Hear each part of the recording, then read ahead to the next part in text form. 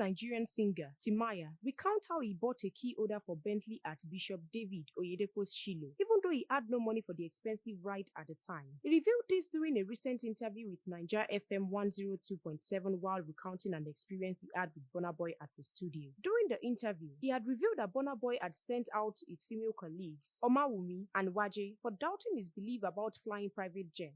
Sharing how his own fate had brought about good fortune for him, he revealed that before he got his Bentley, he first got a key holder for it during Bishop Oyedepo's Shiloh. Nothing Burna Boy is doing now surprises me. The guy is fearless. There was once a time when Burna Boy, Omawumi, and Waje were in the studio, and Burna Boy started saying that the time would come when he would be getting paid to enter jets. Omawumi and Waje started doubting him because then, Nigerian artists hadn't started flying private jets. He got angry and opened the studio door and asked them to leave. Before I bought my Bentley, I first buy the key holder for Shiloh. I don't even get money for the Bentley. I just go Shiloh. I am a winner. Timaya recounts. Stay tuned to NaijaNews TV for more news updates and exclusive videos.